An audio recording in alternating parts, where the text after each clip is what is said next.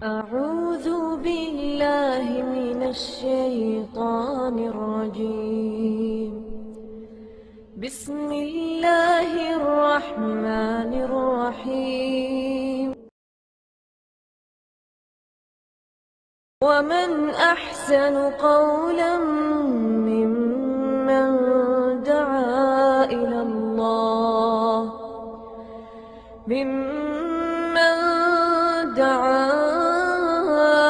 الله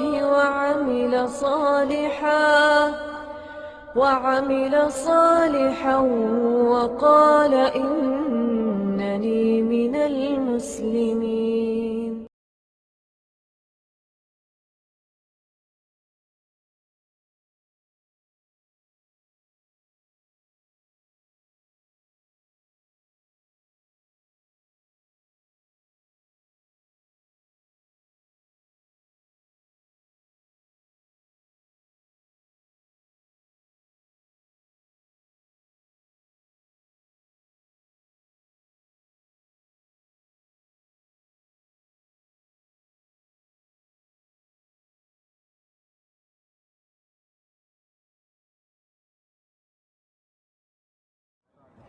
إن الحمد لله نحمده ونستعينه ونستغفره ونعوذ بالله من شرور أنفسنا ومن سيئات أعمالنا. من يهده الله فلا مضل له ومن يضلل فلا هادي له.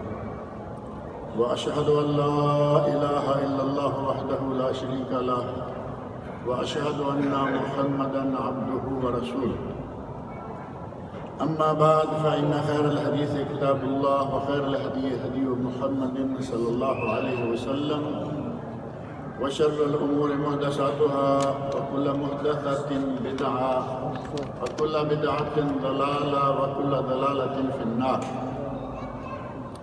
رب اشرح لي صدري ويسر لي أمري واحلل عقدة من لساني يفقهوا قولي. رب أعوذ بك من همزات الشياطين وأعوذ بك رب أن يحضرون. أعوذ بالله السميع العليم من الشيطان الرجيم. يوم تكون السماء كالمهل وتكون الجبال كالعهن ولا يسأل حميم حميما يبشرونهم يود المجرم لو يفتدي من عذاب يومئذ ببنيه وصاحبته وأخيه وفصيلته التي تؤويه ومن في الأرض جميعا ثم ينجيه. سورۃ المعارج کی یہ چند آیات ہیں جو کہ میں نے ابھی آپ کے سامنے پڑھی ہیں. آیت نمبر 8 سے لے کر آیت نمبر 14 تک چھوٹی چھوٹی آیات ہیں، لیکن اللہ رب العزت نے ان میں بہت ہی بڑے دن کے بارے میں بڑی اہم معلومات ہمیں مہیا فرمائی ہے. اور وہ دن کون سا ہے؟ جو ہم سب کے آگے آنے والا ہے. کوئی شخص اس دن سے بھاگ نہیں سکتا. ہر کسی کو اس دن اور اس میدان میں پہنچنا ہی پہنچنا ہے. اور وہ دن کون سا ہے؟ قیامت کا دن. قیامت کے دن انسانوں کی حالت کیا ہوگی؟ انسان کہاں ہوں گے؟ ان مخلوقات کی حالت کیا ہوگی؟ قرآن کریم میں بڑی تفصیل کے ساتھ اور بہت سارے مقامات پر ان باتوں کا ذکر کیا گیا ہے، جن میں سے ایک جگہ یہ بھی ہے جو کہ سورۃ المعارج ہے. سورۃ المعارج میں اللہ رب العزت نے اس دن کے بارے میں فرمایا ہے کہ لوگوں کی حالت کیا ہوگی. میدان میں اکٹھے، ایک میدان میں آدم علیہ السلام سے لے کر قیامت تک آنے والے سارے انسان اکٹھے ہوں گے. اور میدان کیسا ہوگا؟ کوئی بلڈنگ نہیں، کوئی درخت نہیں، کوئی پہاڑ نہیں، کوئی سمندر نہیں، بالکل چٹیل برابر زمین ہوگی.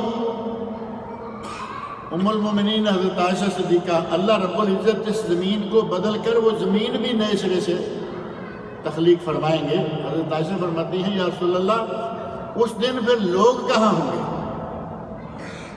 اللہ اس زمین کو ختم کر کے نئی زمین بنائے گا جو ارض محشر ہوگی، تو لوگ کہاں جائیں گے؟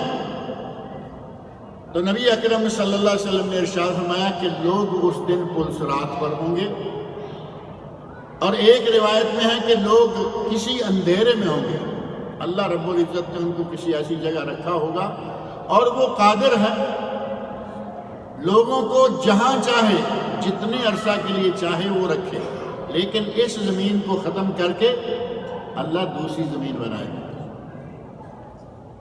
جب زمین اس قسم کی ہوگی، آج ہمیں کہیں بلڈنگ نظر آ جاتی ہے، کہیں درخت نظر آ جاتا ہے، کہیں پانی نظر آ گیا، کہیں پہاڑ نظر آ گیا، تو اس دن تو پہاڑ ہوں گے نہیں۔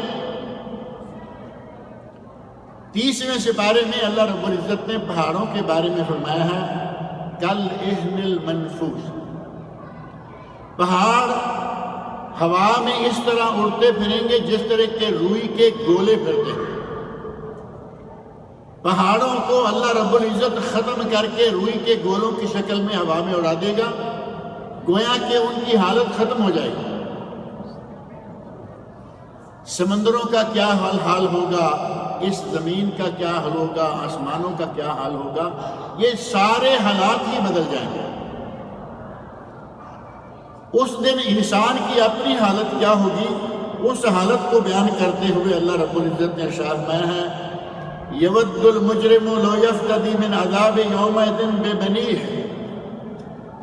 اس دن مجرم یہ چاہے گا کہ کاش آج میری اولاد کو لے لے، لیکن مجھے اس عذاب سے بچا۔ اولاد کے ساتھ کتنی محبت ہوتی ہے انسان کو، اولاد کے لیے انسان اپنا دین تک بیچ دیتا ہے دنیا میں۔ جتنے غلط کام دنیا میں ہو رہے ہیں، عموماً نام یہ ہوتا ہے کہ اپنے بچوں کے، اپنے بیوی بچوں کے لیے، اپنے لیے، اپنے بیوی بچوں، پیٹ کے لیے اور بیوی بچوں کے لیے سارے گناہ کیے جاتے ہیں۔ اس میدان میں کوئی بیوی بچہ نہیں۔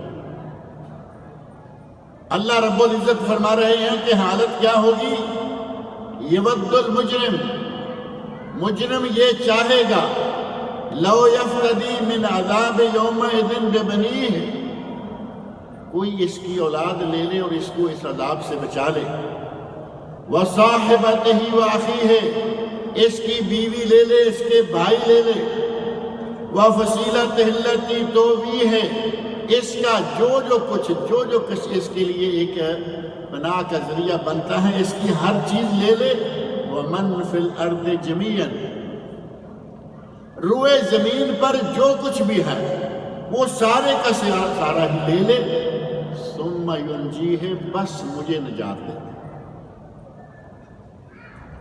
اپنی اولاد، اپنی بیوی، ماں باپ، عزیز و اقارب، ساری دنیا لے کر بھی آدمی کہے گا کہ مجھے اس عذاب سے اللہ رب العزت نجات دلا دے، لیکن وہاں نہ ڈالر ہوں گے، نہ ریال ہوں گے، نہ کوئی رشتہ دار ہوگا۔ رشتہ دار تو یہی ہے نا جن کے بارے میں اللہ فرما رہا ہے۔ دوسری جگہ اللہ رب العزت نے ارشاد فرمایا یوم یفر المرء من اخیہ، وہ دن ایسا ہوگا، 30واں سپارہ عبس وتولی، یوم یفر المرء من اخیہ، وہ دن جس دن کے بھائی سے بھاگ جائے گا، وَأُمِّهِ وَأَبِيهِ، وہ ماں باپ دنیا میں جہاں تکلیف پہنچے تو آدمی پلٹ کے ماں باپ کی گود میں آ کے گرتا ہے۔ بچے بھی گرتے ہیں، بڑے بڑے بھی ماں باپ کی گود میں آ گرتے ہیں کہ اور کوئی ٹھکانہ ہمارا تمہارے سوا نہیں۔ قیامت کا دن ہوگا، آدمی اپنی ماں سے بھاگ جائے گا، اپنے باپ سے بھاگ جائے گا، اپنے بھائیوں سے بھاگ جائے گا، وصاحبتہ وبنیہ، بیوی سے بھاگ جائے گا، اپنے بچوں سے بھاگ جائے گا، لکل امرئ منہم یومئذ شان یغنیہ، اس دن ہر آدمی کی ایک ایسی حالت ہوگی کہ اس کے لیے وہی کافی ہے۔ یہاں عرب لوگ ایک جملہ بڑا عام کہتے ہیں، الی فینی کافینی، یعنی میں جن حالات سے دوچار ہوں مجھے یہی کافی ہے، مجھے مزید پریشان نہ کرو۔ قیامت کے دن ہر آدمی ایسے حالات میں ہوگا کہ اسے وہی کافی ہے۔ یومئذ اس دن لکل امرئ منہم یومئذ شأن یغنیہ، ہر انسان کی اس دن ایسی حالت ہوگی کہ جو اس کے لیے وہی حالت کافی ہے۔ اور سورۃ الحج میں اللہ رب العزت نے اس دن کے بارے میں نے عرض کیا کہ قرآن کریم کے بہت سارے مقامات 30ویں سپارے میں بار بار ذکر آتا ہے کہ جب آسمان پھٹ جائے گا، زمین پھٹ جائے گی، ستارے نہیں رہیں گے، چاند نہیں رہے گا، سورج نہیں رہے گا۔ آپ صورتیں پڑھتے رہتے ہیں، چھوٹی چھوٹی صورتوں میں سمندر ختم کر دیے جائیں گے، پہاڑ ختم کر دیے جائیں گے، ہر چیز کا نقشہ بدل جائے گا۔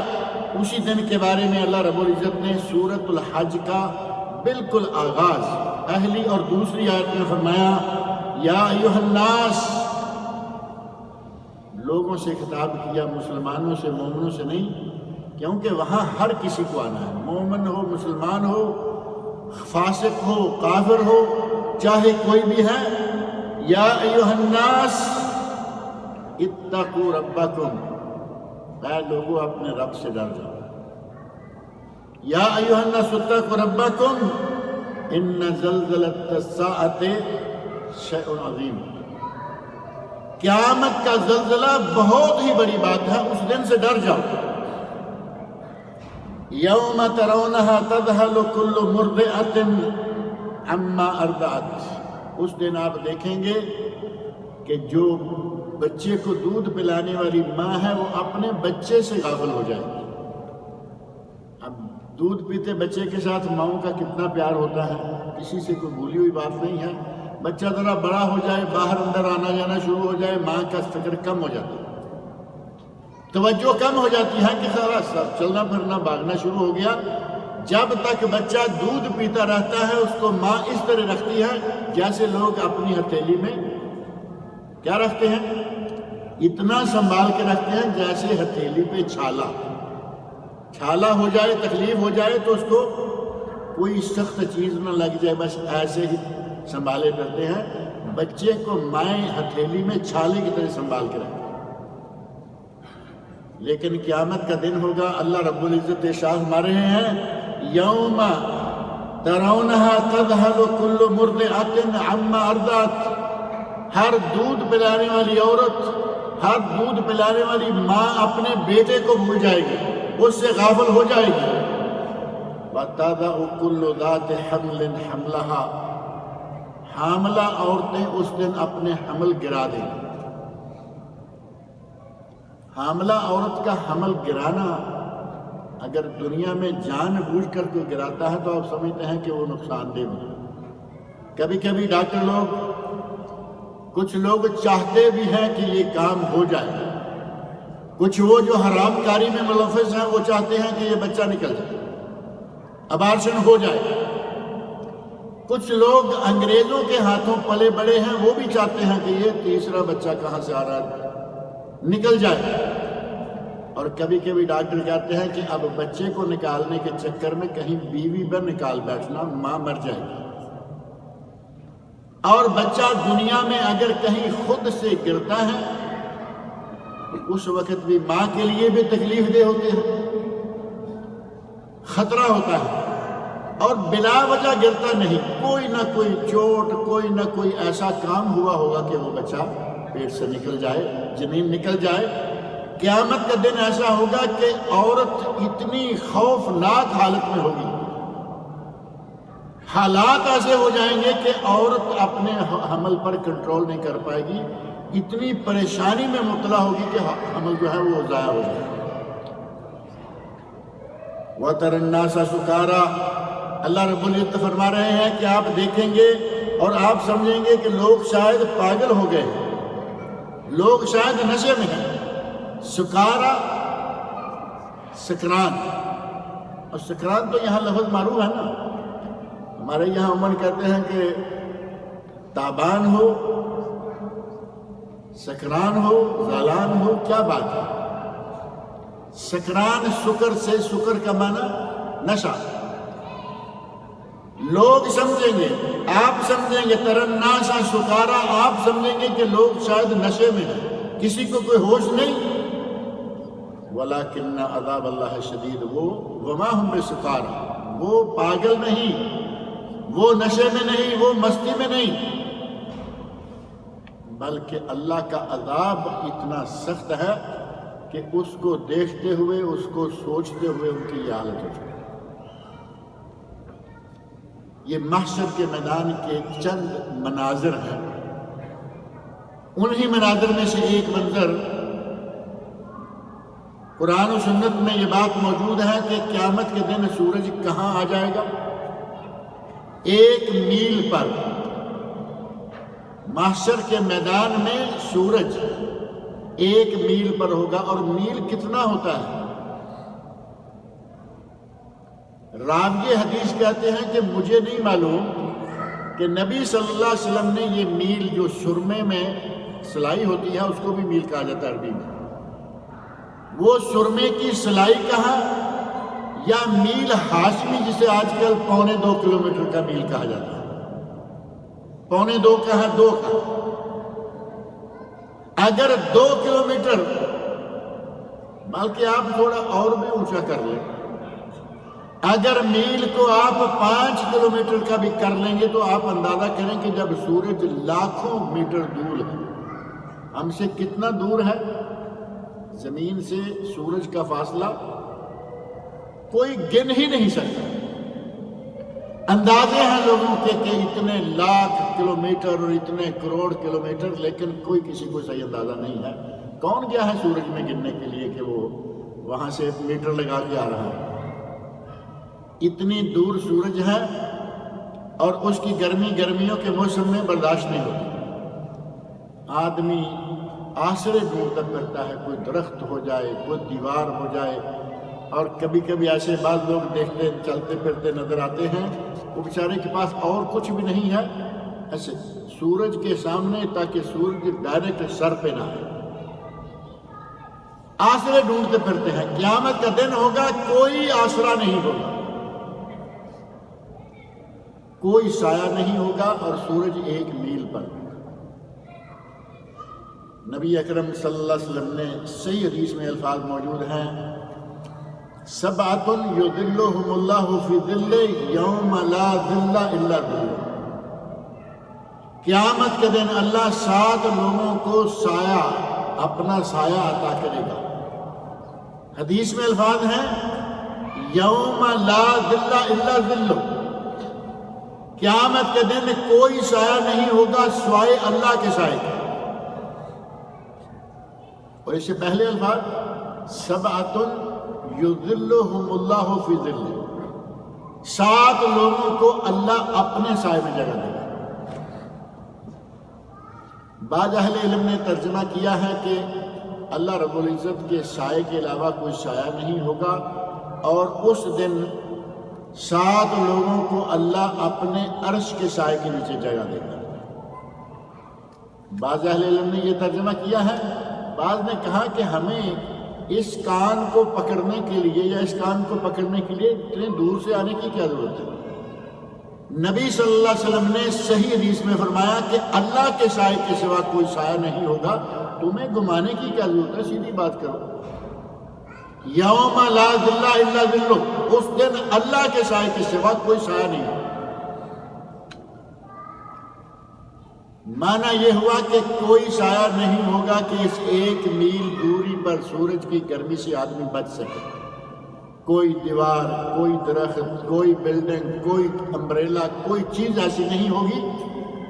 آدمی کو اگر اس دن سایہ ملے گا تو صرف اپنے عمل کے نتیجہ میں ملے گا، اور وہ بھی 7 قسم کے لوگوں کو خاص کر۔ اس محشر کی ہولناکیوں میں لوگوں کی حالت کیا ہو چکی ہوگی؟ 1 میل پر سورج ہے، پہاڑ نہیں، سمندر نہیں، کوئی چیز نہیں، زمین ساری کی ساری برابر کر دی گئی۔ اللہ رب العزت حساب شروع کروائیں گے۔ سب سے پہلے جانوروں کا حساب ہوگا۔ اللہ رب العزت جانوروں کا حساب، جس نے دوسرے جانور پر ظلم کیا ہوگا اس سے بدلہ چکوایا جائے گا، اور اس کے بعد کہا جائے گا کن ترابن، تم مٹی ہو جاؤ، اور وہ ختم ہو جائے گا۔ 30ویں سپارے میں اما یتساءلون کے آخر میں دیکھیں، وہاں اللہ رب العزت کا ارشاد ہے یوم یقول الکافر یا لیتنی کنت ترابا، وہ دن جس دن کہ کافر یہ کہے گا کاش کہ آج میں مٹی ہو جاتا۔ اس کو مٹی اس وقت یاد کیوں آئی ہے کہ میں آج مٹی ہو جاتا؟ وہ دیکھ رہا ہے کہ میرے لیے تو آگ بھڑک رہی ہے۔ آدمی کو مرنے کے ساتھ ہی اپنے فیوچر کا سارا پتہ لگنا شروع ہو جاتا ہے۔ مرنے سے بھی پہلے آدمی ابھی روئے زمین پر ہے، اسے پتہ چل جائے گا کہ میرے ساتھ کیا ہونے والا ہے۔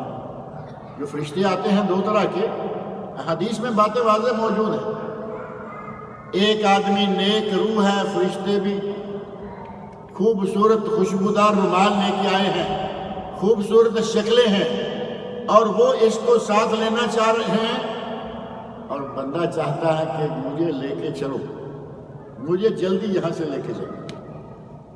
اور یہ بھی ہے جسے بدبودار رومال کے ساتھ بڑی خوفناک شکلوں والے فرشتے آئے ہیں، اور اس کی روح اس کے جسم کے اندر چھپتی پھر رہی ہے کہ مجھے کہیں یہ لے نہ جائے۔ پورے جسم کو دھنک کے رکھ دے گی، یہاں چھپ وہاں چھپ، لیکن وہاں کوئی شیخ عبد القادر نہیں آئے گا کہ وہ اس کو بچا سکے۔ اللہ کا فرشتہ ملک الموت آ گیا، وہ روح نکال کے لے ہی جائے گا، یہ چاہے کس کا ماننے والا کیا نہ ہو۔ روح کے نکلنے کے ساتھ ہی آدمی کو پتہ چل جاتا ہے کہ میرے ساتھ آگے کیا بیتے گی۔ اگلا مرحلہ قبر کا ہے، مرنے کے بعد قبر کا مرحلہ۔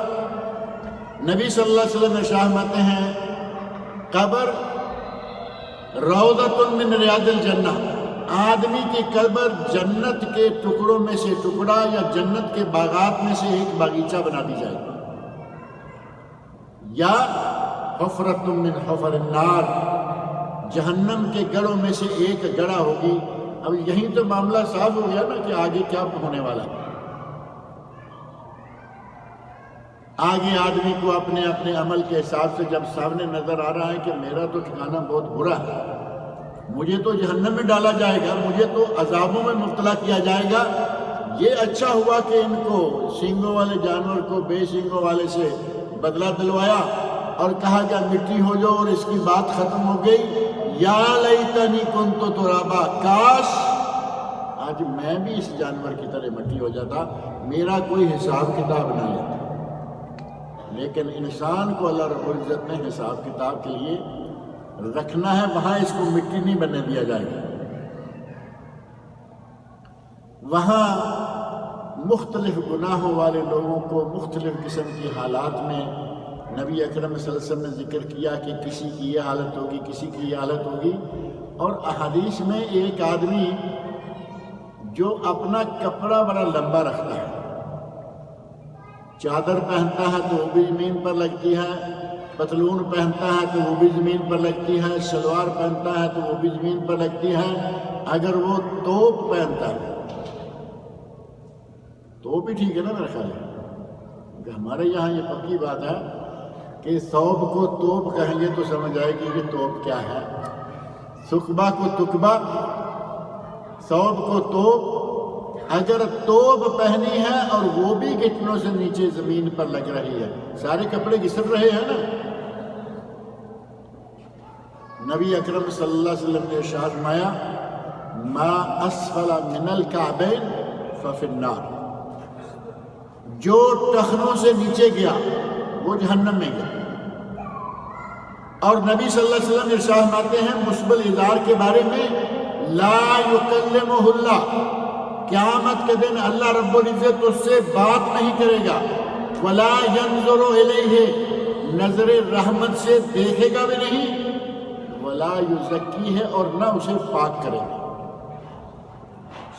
نظر رحمت سے دیکھے گا نہیں، اسے پاک نہیں کرے گا، اس سے بات نہیں کرے گا، وَلَهُ عَذَابٌ عَلِيمٌ، اور اسے دردناک عذاب دیا جائے گا۔ آپ اندازہ کر لیں کہ کتنا بڑا کام کیا ہے کہ اتنا کچھ کہا گیا، صرف اتنا سا کپڑا ہی لٹکا دیا نا۔ اور اللہ رب العزت کی ناراضگی کا اندازہ کرے، نظر رحمت سے دیکھے گا بھی نہیں اس کی طرف،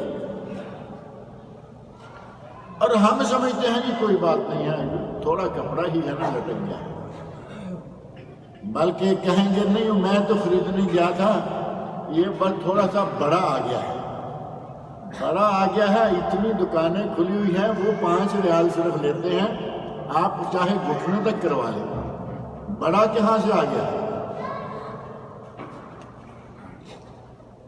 بڑے متقی بنیں گے تو پھر اتنا کریں گے کہ مسجد میں آتے ہوئے پتلون کے پائچوں کو جلیبی کی طرح اوپر بل دے رہے ہیں، اور مسجد سے نکلتے ہی وہ بل نکالتے نظر آئیں گے۔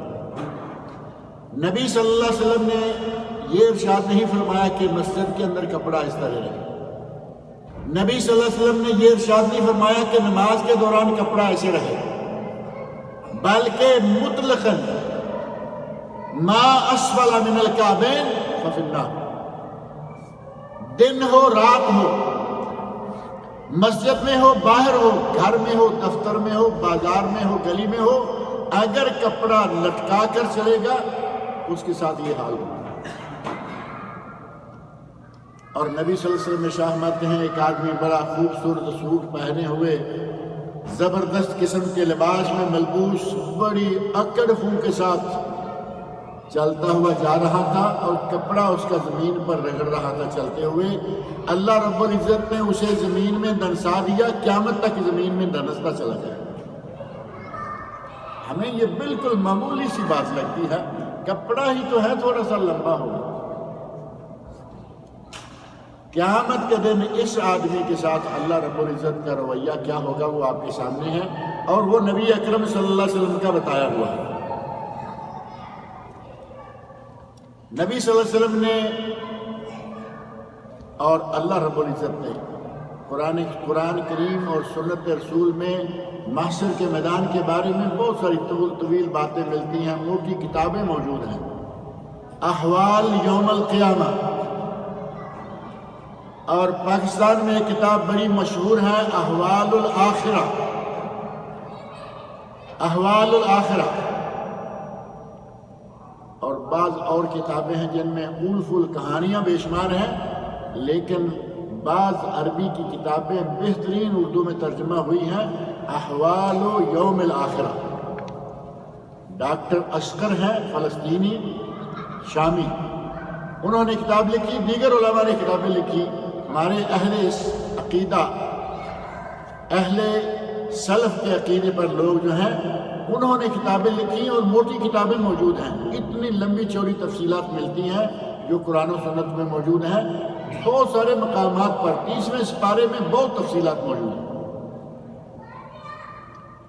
قیامت کے دن ہی ایک حدیث اور ذہن میں رکھ لیں، قیامت کے دن ہی نبی اکرم صلی اللہ علیہ وسلم کو اللہ رب العزت کیا مقام عطا فرمائیں گے؟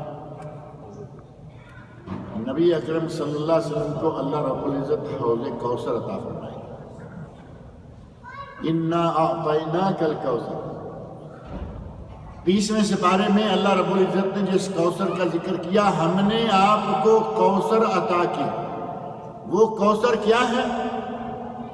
اس کوثر کے بارے میں نبی صلی اللہ علیہ وسلم نے خود ارشاد فرمایا کہ مجھے قیامت کے دن اللہ رب العزت حوض کوثر کا مالک بنائے گا، اور وہ حوض کتنا بڑا ہوگا، اس کے ایک کنارے پہ چلنا شروع کر دیں، مہینہ بھر چلتے رہیں، ایک کنارہ ختم نہیں ہوگا، ایک کنارہ ایک مہینے کی مسافت، اور اس پر آب خورے کتنے ہوں گے؟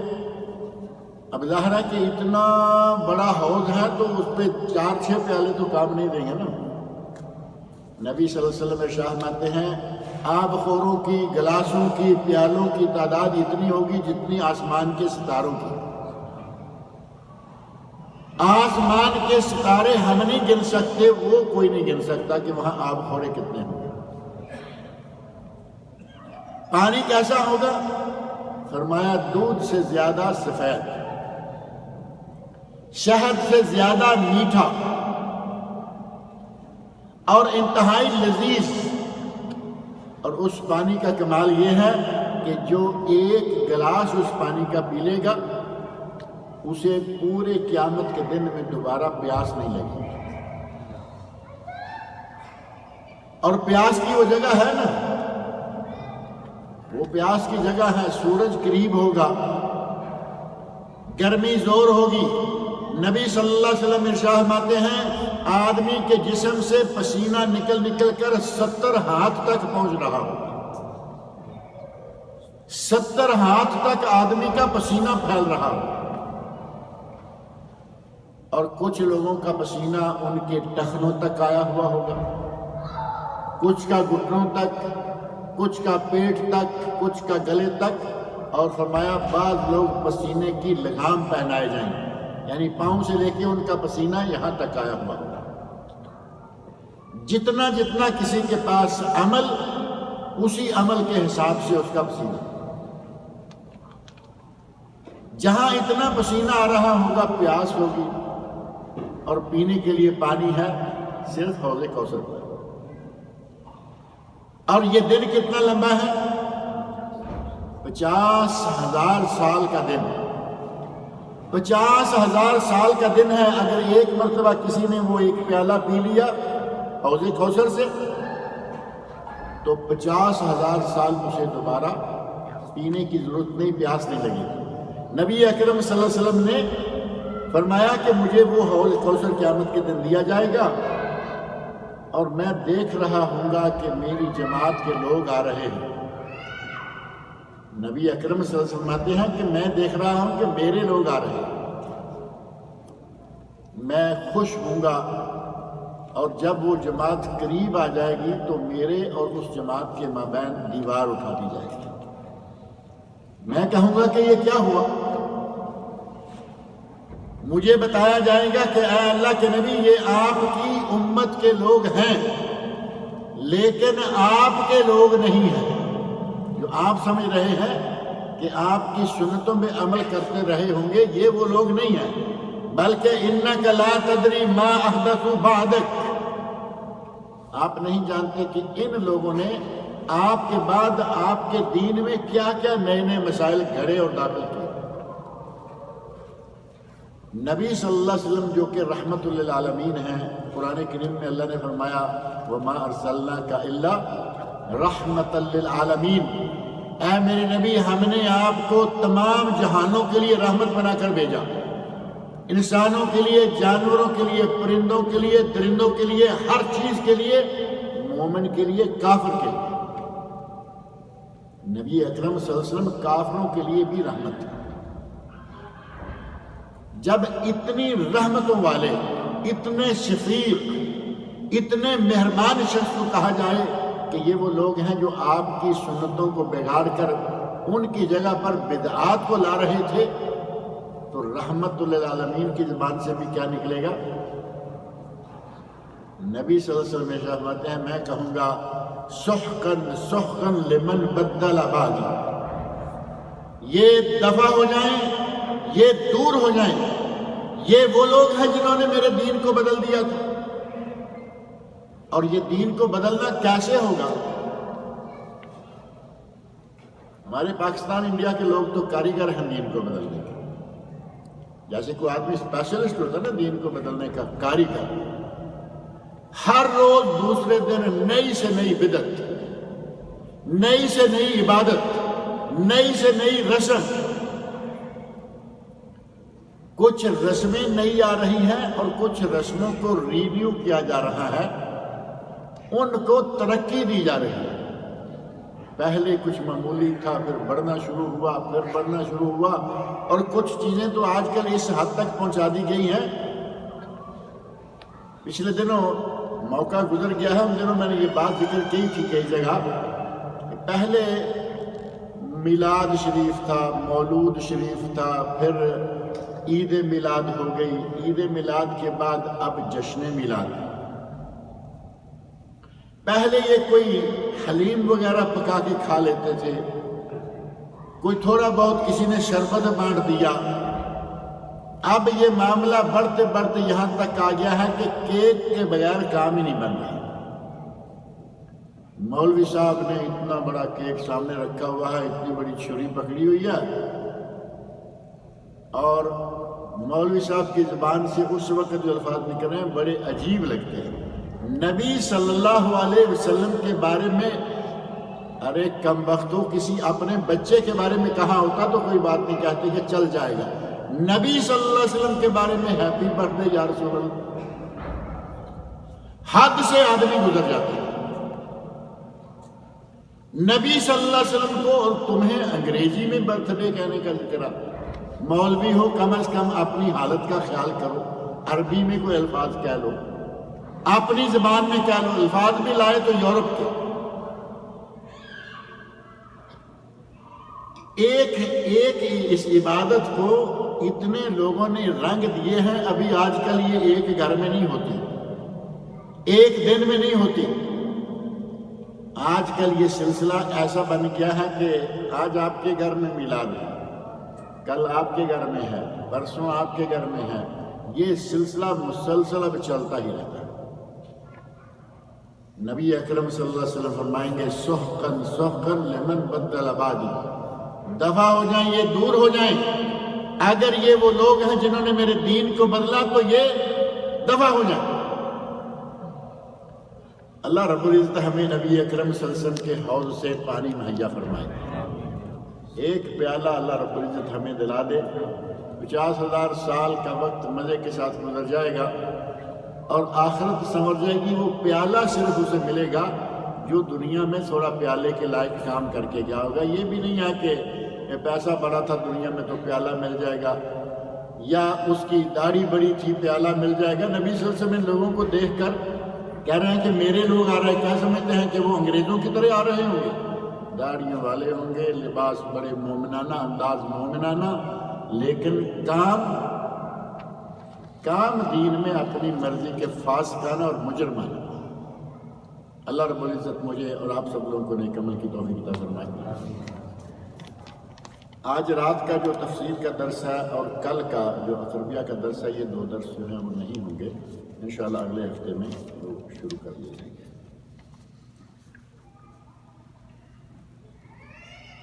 کسی نے کہا ہے کہ مولانا ابوالعالی مودودی صاحب کی زندگی پر اور ان کی کتابوں پر روشنی ڈالیں، کسی وقت میرے پاس آئے، میں انشاءاللہ تعالیٰ ساری روشنی ڈالوں گا۔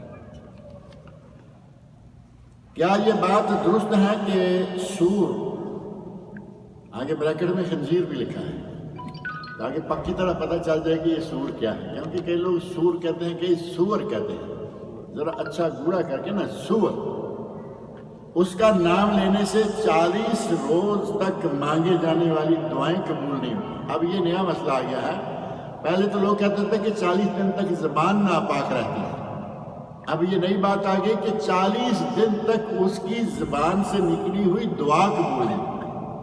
اللہ کے بندو کہاں کہاں سے مسائل لاتے ہو، کیا کیا لا رہے ہو، اور اس جانور کو کس وجہ سے اس قدر خراب قرار دیا گیا ہے؟ پہلی بات یہ کہ جتنا خراب آپ نے کر دیا ہے اتنا وہ ہے نہیں۔ آپ نے تو کہا کہ 40 دن تک دعا قبول نہیں ہوگی، ایسی کوئی بات نہیں ہے۔ 40 دن تک زبان ناپاک رہے گی، ایسی بھی کوئی بات نہیں ہے۔ خنزیر ہے، ناپاک ہے، حرام ہے، کتے سے بھی زیادہ ناپاک ہے، لیکن یہ کہ اس کا نام لینے سے 40 دن تک زبان ناپاک رہے، 40 دن تک اس کی دعا قبول نہ ہو، ایسی کوئی بات نہیں۔ اپنی طرف سے اتنے گہرے معیار جو ہے نا وہ نہ بناتے رہا کریں۔ خنزیر کے لفظ کو اگر زبان سے نکلنے کے بعد نمازیں، دعائیں، یا یوں سمجھیں کہ زبان کی ناپاکی کا معاملہ آتا تو پھر قرآن کریم کو کیا کریں گے؟ ایک مرتبہ تو کم از کم آپ کی مہینے کے اندر ایک مرتبہ تو قرآن کے الفاظ پڑھیں گے نا کہ اللہ رب العزت نے خنزیر کو حرام قرار دیا ہے۔ کم از کم ایک مرتبہ آپ نے رمضان میں یہ لفظ پڑھ لیا تو آپ کا تو سارا رمضان گزر گیا نا پھر اسی طرح۔ 40 دن تک دعائیں قبول نہیں ہو رہی، 40 دن تک زبان ایسے بالکل من گھڑت ڈکوسلے جو ہیں ان سے آپ بچیں. آپ ماشاءاللہ سارے پڑھے لکھے لوگ ہیں، ایسا کوئی مسئلہ نہیں ہے کہ 40 دن زبان ناپاک، 40 دن دعا قبول نہیں ہوتی. یہ پتہ نہیں مشہور بھی کیوں کر دیا گیا، اس کی خاص وجہ بھی سمجھ میں نہیں آتی کہ اس کو مشہور کرنے میں لوگوں کا فائدہ.